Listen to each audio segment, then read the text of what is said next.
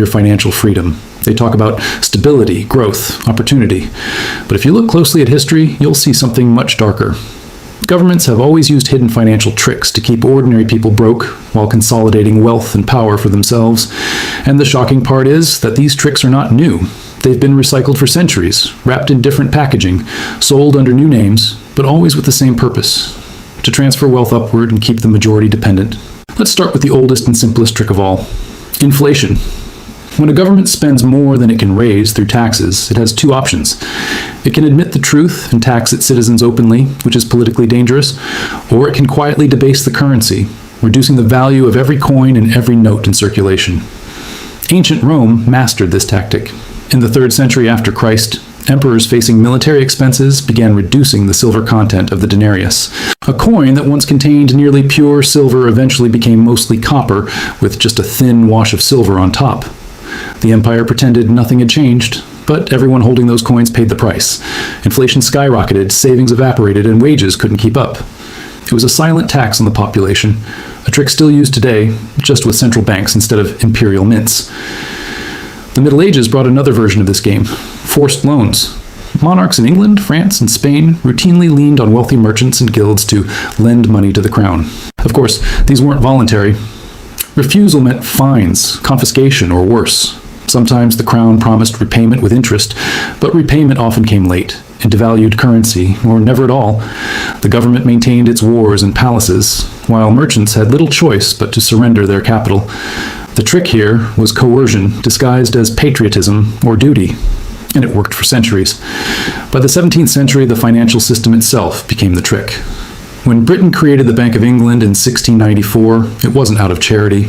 It was because the government needed money to fight wars with France. Wealthy investors bought government bonds, and in return, the crown guaranteed interest payments funded by taxes. This sounds like a fair deal, but think about who paid those taxes. Ordinary people, through duties on goods like salt, beer, and cloth. The wealthy lent money to the government and earned secure interest. The poor paid higher taxes to fund those interest payments. It was a wealth transfer system dressed up as national finance, and it cemented a pattern still alive today. The safest investments in the world are lending money to governments, and those returns are ultimately guaranteed by the labor and consumption of the masses. Fast forward to the modern world, and the tricks are everywhere. Take deficit spending. Governments run up massive debts, issuing bonds bought by investors, banks, and foreign powers. Politicians tell the public it's for infrastructure, jobs, or social programs, but much of it funnels into defense contractors, corporate subsidies, and bailouts. When repayment time comes, governments don't cut spending at the top. They raise taxes, inflate the currency, or slash social benefits. The trick is that the debt looks like it's for the people, but the burden lands on their shoulders while the profits go to the bondholders. And then there are bailouts. During the 2008 financial meltdown, banks took reckless bets, bundled toxic mortgages into securities, and nearly collapsed the global economy. Who paid for it? Ordinary taxpayers through massive government bailouts. Who profited afterward? The very same banks, which emerged bigger and more concentrated than before. The trick was simple: privatize the gains, socialize the losses, and the public was told this was necessary to save the system. Even the way governments handle pensions and retirement is a sleight of hand. For decades, people in countries like the United States, Britain, and across Europe have paid into government-managed systems, trusting that the money would be there when they retired. But governments often don't actually save that money. They spend it immediately and leave IOUs in its place. The promise is that future taxpayers will cover the cost when the bill comes due. It is essentially a generational Ponzi scheme wrapped in official language. It works until demographics shift, populations age, and suddenly the system is unsustainable. Then the government reforms it, usually by reducing benefits, raising the retirement age, or inflating away the value of payouts. Notice the pattern. At every stage, the trick relies on perception. The public is told inflation is growth, forced loans are duty, national debt is investment, bailouts are stability, and pension cuts are reform. The language masks the reality, a transfer of wealth from the many to the few, from the bottom to the top. And history shows this trick has worked for centuries because most people don't study economic history, don't understand financial systems, and don't see the trap until it's too late. In recent decades, the tricks have only become more sophisticated. Consider quantitative easing, a term most people never even heard of before the 2008 financial crisis. Central banks created trillions of dollars out of thin air. buying government bonds and mortgage-backed securities to stabilize markets. Politicians and bankers reassured the public this was necessary to prevent collapse, and it worked for the financial system. Asset prices soared. Stocks, real estate, and bonds surged in value. But who owns most of those assets? The wealthy. For the average household without large investments, the benefits were minimal, while the downside came in the form of distorted markets and rising living costs. The trick here was that money creation saved the system for those at the top, while fueling inflation and inequality for everyone else. Another modern sleight of hand is stealth taxation. Instead of raising income taxes directly, governments quietly tax through mechanisms like sales taxes, fuel duties, and most of all, inflation. When prices rise faster than wages, the gap is effectively a hidden tax on savings and purchasing power. Governments love inflation because it reduces the real value of their debts, but for citizens, it erodes financial freedom. You may feel richer because your salary is higher in nominal terms, but if your costs outpace your earnings, you are actually losing wealth. This is not a bug of the system. It is the system. Inflation is not simply an accident of economics. It is one of the most consistent tricks governments deploy to shift the burden of their spending onto you without ever admitting it. Then there's regulatory capture. On the surface, regulations are meant to protect the public. Financial rules, safety standards, consumer protections. But time and again, history shows us that powerful industries influence the regulators meant to oversee them.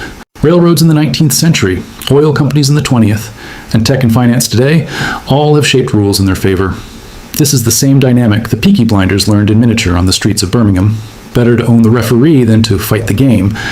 Governments use regulation as a tool to appear protective, but behind the curtain, the largest corporations carve loopholes that keep competition down and profits flowing.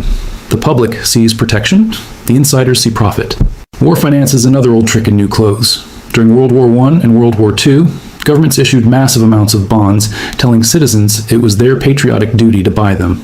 People thought they were supporting their nation, which they were, but these bonds also became lucrative, risk-free investments for the wealthy, guaranteed by future taxes. In the 21st century, the pattern remains. Trillions spent on wars in Iraq and Afghanistan were financed through debt, benefiting defense contractors, banks, and bondholders, while ordinary taxpayers shouldered the bill. The trick is that wars are always presented as temporary emergencies, yet the financial burdens last for generations, long after the soldiers have returned home. Governments also weaponize complexity itself as a financial trick. Tax codes thousands of pages long, financial instruments so complicated even professionals struggle to explain them, budgets filled with hidden line items and jargon. All of this creates an environment where ordinary citizens cannot possibly track how money is flowing. Complexity becomes camouflage. When you cannot see the transfer of wealth, you cannot resist it.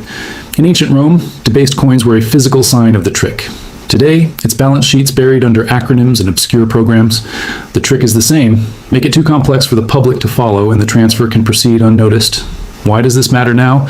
Because the tricks are alive and accelerating. Inflation eats away at your savings. Debt loads grow larger each year. Bailouts remain the reflex of choice whenever markets wobble. Central banks continue to manipulate money supply, while governments pass costs onto the public in forms so indirect most people never connect the dots.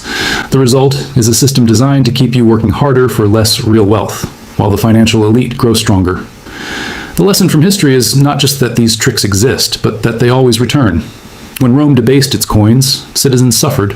When monarchs forced loans, merchants lost fortunes. When modern states inflate and borrow, households bear the burden. Different ages, same mechanism. And here's the harsh truth. Most people will never escape these tricks because they don't even realize they're being played. They take inflation as natural, taxes as inevitable, and bailouts as acts of mercy. They believe government messaging instead of studying economic history. And that ignorance is the most powerful trick of all. When people forget the past, they cannot recognize its repetition. That is why governments and elites prefer a public uneducated in finance. Financial education is resistance. Economic history is a weapon. If you know the tricks, you're harder to manipulate. So what should you take away? First, always look beyond the headline. When governments announce stimulus, ask who profits first. When inflation rises, remember it is not just bad luck, it is policy. When regulations appear, ask who wrote them and who benefits. Second, build real wealth outside the traps. Assets that can hold value even when currency does not. Third, never assume the system works for you just because it says it does. Systems exist to protect themselves, not you. History doesn't repeat, but if you don't understand it, it will crush you all the same. The financial tricks that kept Roman citizens broke are the same ones draining your bank account today, only dressed in modern language. The only difference is whether you recognize them in time. If this gave you a new perspective, hit subscribe. History has the answers, and I'll show you where to look.